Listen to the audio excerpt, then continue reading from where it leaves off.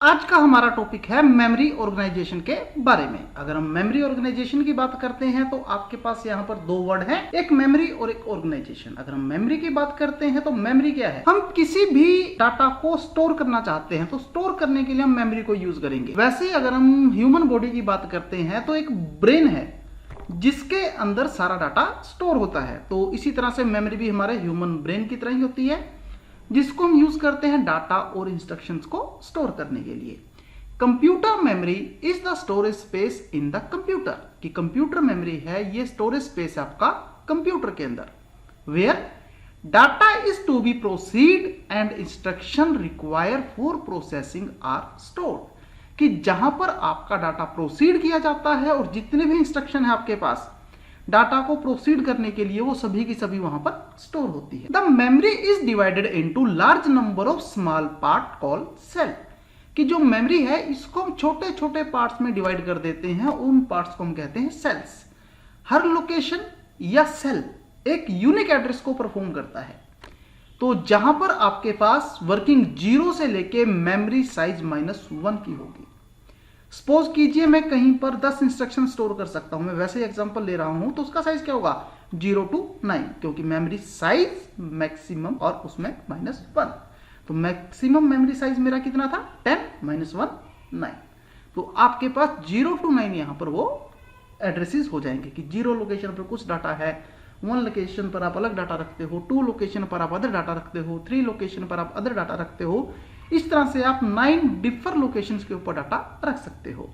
अब सपोज कीजिए कि मेरे पास कंप्यूटर के अंदर 64 किलोबाइट्स वर्ड जा सकते हैं, तो इसका मतलब है कि आपकी जो मेमोरी यूनिट है इसको आपको 64 को 1024 से मल्टीप्लाई करना है और आपके पास रिजल्ट आएगा 65536 मेमोरी लोकेशंस। लेकिन हम डाटा कभी भी ऐसे रिप्रेजेंट नहीं करेंगे, हम करेंगे 0 to 65535 के अंदर। तो ये आपके पास टोटल लोकेशंस होंगे। मेमोरी होती क्या है? Memory is a storage area in a computer system. The term memory identify data storage that come in the form of chips, कि जो यहां मेमोरी की टर्म है ये आइडेंटिफाई करती है डाटा स्टोरेज को, जिसको हम चिप की फॉर्म के अंदर रिप्रेजेंट करते हैं।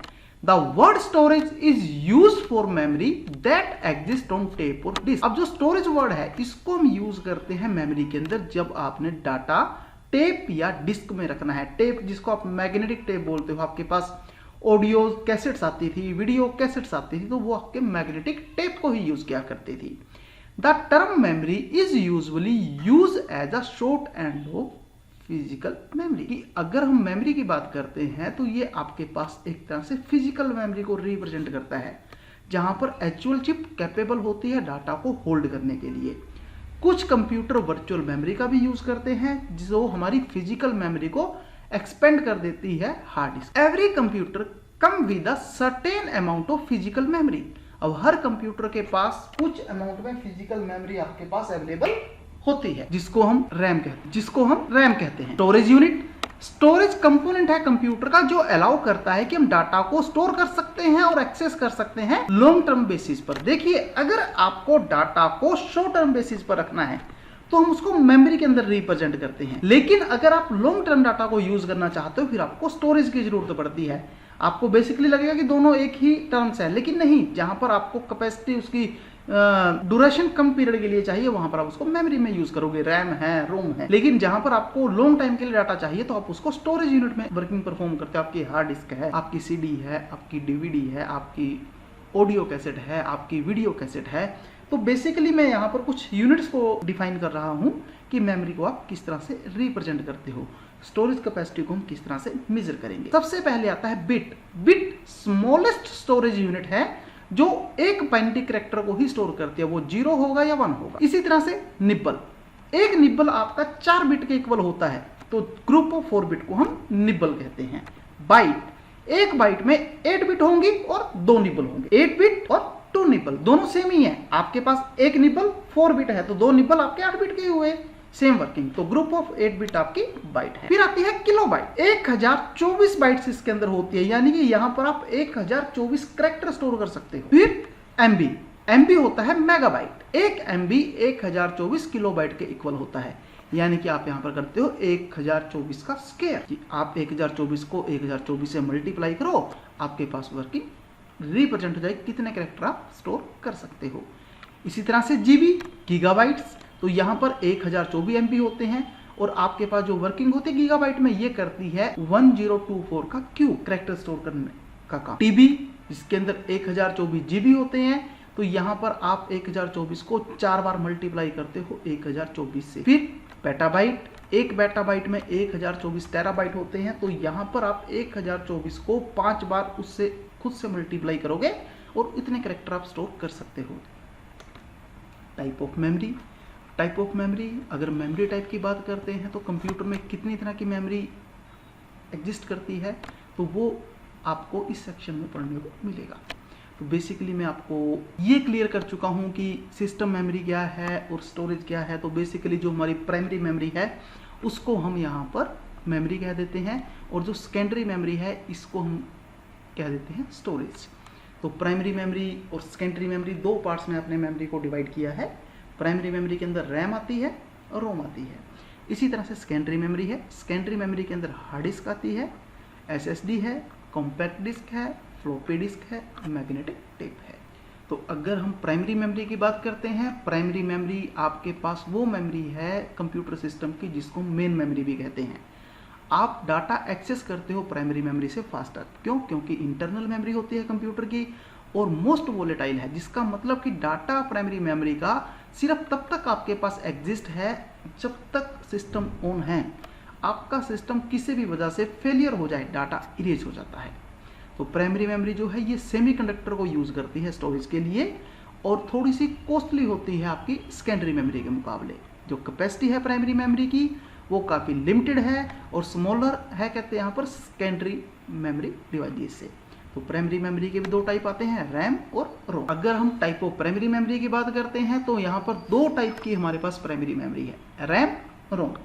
RAM stand for random access memory. RAM short form है रैंडम एक्सेस मेमोरी की, और इसका जो आपका साउंड है, रैम आपके पास मोस्ट फंडामेंटल एलिमेंट है कंप्यूटिंग का, और ये super fast and temporary data storage space है जो कंप्यूटर की रिक्वायरमेंट के हिसाब से उसको एक्सेस की परमिशन देता है कुछ ऑपरेशंस परफॉर्म करने के लिए।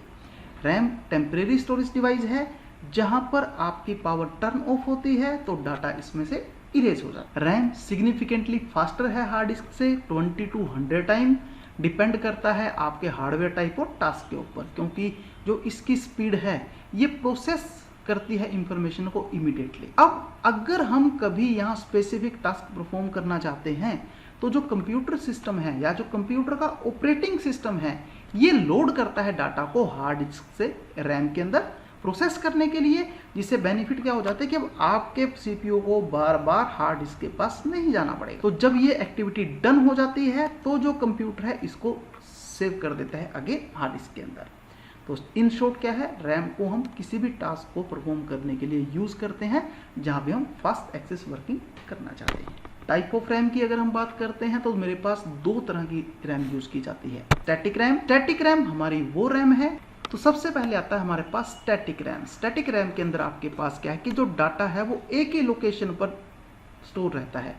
तो जैसे हमारी पावर सप्लाई होती है तब तक वो डाटा उस लोकेशन पे स्टोर रहेगा और एक ही कैपेसिटर और ट्रांजिस्टर के अंदर डाटा स्टोर होगा। यहाँ कभी भी आपके पास पीरियडिकली रिफ्रेश करने की जरूरत नहीं पड़ती। स्टैटिक रैम प्रोवाइड करती है फास्टर एक्सेस, क्यों? क्योंकि एक लोकेशन पर डाटा है, इसीलिए थोड़ी कॉस्टली पड़ती है डी रैम के मुकाबले। अब जो एस रैम है इसको यूज करते हैं कंप्यूटर की कैश मेमोरी के हिसाब से, कि आप इसको इस तरह से कैश मेमोरी की तरह यूज कर रहे हो, जो पार्ट है रैंडम एक्सेस मेमोरी का, और मैक्सिमम हम यूज करते हैं वीडियो कार्ड्स के अंदर डिजिटल टू एनालॉग कन्वर्जन के। फिर बात आती है डायनेमिक रैम और डी रैम की। जो डी रैम है ये डायनेमिक रैंडम एक्सेस मेमोरी है और इसमें हमारे पास क्या है कि हर बिट डाटा की स्टोर होती है सेपरेट कैपेसिटर के अंदर।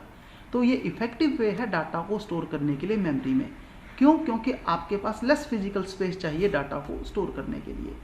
ओके, अब अलग अलग लोकेशन पर स्टोर होगा। तो इसी तरह से जो डी रैम चिप है ये होल्ड करती है काफ़ी ज़्यादा डाटा स्टैटिक रैम के मुकाबले, चाहे वो सेम साइज़ की हो। तो इसी तरह से जो कैपेसिटर है डी रैम के, वो नीड आपके पास यहाँ पर जो उनकी रिक्वायरमेंट है कंटिन्यूसली रिफ्रेश होने की है ताकि वो चार्ज रहें। और डी रैम रिक्वायर करती है काफ़ी ज़्यादा पावर। अब एडवांटेजेस क्या क्या है रैम की। रैम को आप स्टोर करते हो, रैम में आप डाटा स्टोर करते हो प्रोसेसिंग के लिए, सीपीयू के लिए। इसी तरह से रैम जो है ये इंक्रीज करता है स्पीड आपके कंप्यूटर की।